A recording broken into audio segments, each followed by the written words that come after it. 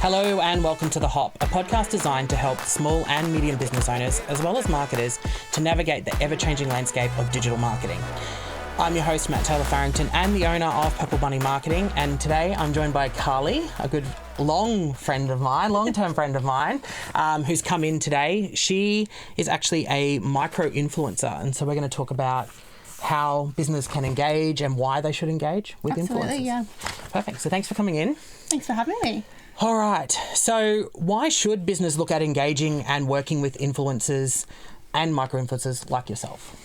I guess it brings a whole different side to marketing where it's very personal. Yes. And I mean, I can't really speak for the typical influencer, but definitely the micro-influencer is where I'm coming from. A micro-influencer is generally around, 5 to 10,000 followers or less than, depending. And usually our following is just a little bit different. It's definitely more personalised and you have a lot more loyal and like... engaging followers. Exactly. Yes. Yeah. Yeah, perfect. Agreed. We've worked with a few influencers throughout what we've been doing, and it's been interesting to see their journey and how that kind of works, and the amount that their audience engages with their content. Yeah. I have to sometimes turn the notifications off on my phone because it just goes crazy. So, all right. So if I am a business owner and I want to engage with an influencer because I've got a product that's aligned maybe with your audience, how would I go about engaging with a micro-influencer? I guess don't overthink it too much. I've worked with larger brands like, for example, like Lorna Jane or whatnot, and they start a conversation with you with a simple DM in your messages just saying, hey, would you be interested in collaborating? We love what you're doing. Yes. It doesn't have to be a big script and a big proposal straight up. Just basically starting the conversation. Or if DM feels a bit informal to you, which is fair enough, you can always just message them and ask them for their email if it's not already listed like in their bio. Yes. Yeah, perfect.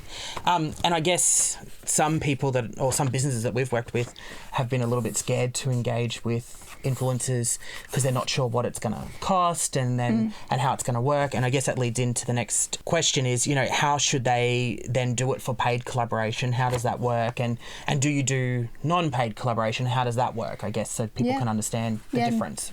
They're really good questions, and a lot of the time it depends on the person and what sort of content they're creating.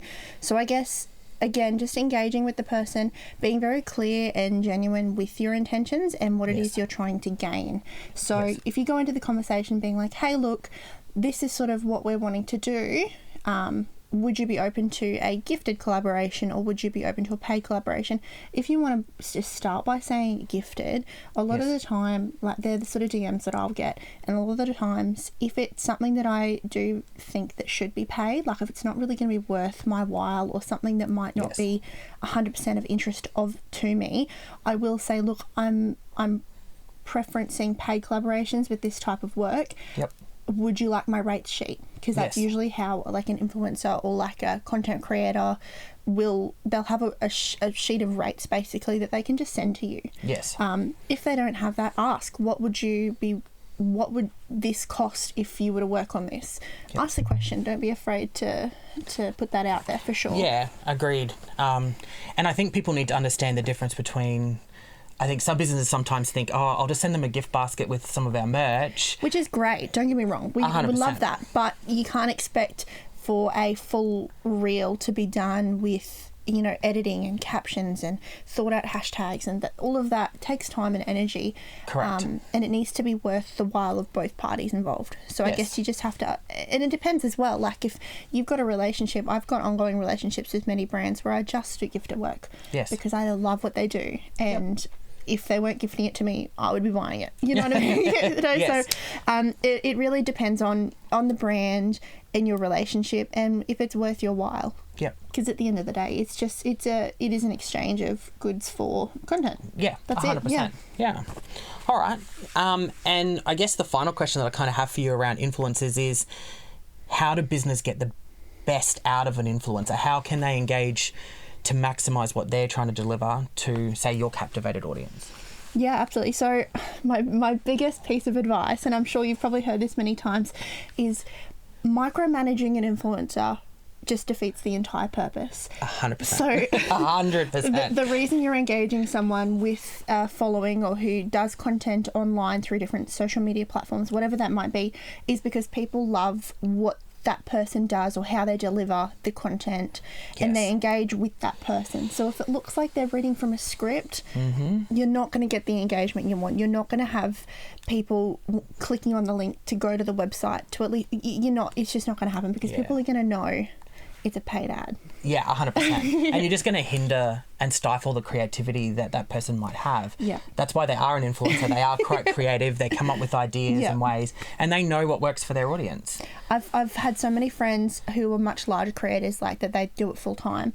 And I've had many conversations with them, and I've seen the end result of when they have had those issues with big businesses or businesses where they are micromanaging, and it's not a great end result for either party. No, correct. And I think that, this podcast is aimed at business owners. So when we're talking to business owners and marketers, I think it's important for them to understand that you understand your audience, you know what's going to work, and to maybe take, I guess, a step from your book and say, okay, let's listen to what you have to say in the direction of what it might be, rather than trying to dictate or script out what needs to be said. Yeah, and it doesn't mean that you can't give feedback. Feedback is welcomed. We want to hear, we love this or we don't really love this. But there is a point where, you do have to give a little bit of that control over. Yes. 100%. Yeah. 100%. Yeah. And I think that scares some business owners. I know it scares me sometimes, but I think it's important for people to understand that those influencers definitely have an audience and they know what works. And I mean, if you go back through their content that they've produced and businesses that they've worked with previously, you'll be able to see what they can create and how it engages you personally as well. So, I mean, take that with a grain of salt, I guess. Yeah, perfect. All right. Well, thank you for coming in. Thanks for having me. We smashed that out real quick. We got to the core of the problem, so perfect. All right, well, that's it for us for talking about micro influencers. So just stay tuned to the Hop, helping you to get your marketing hopping.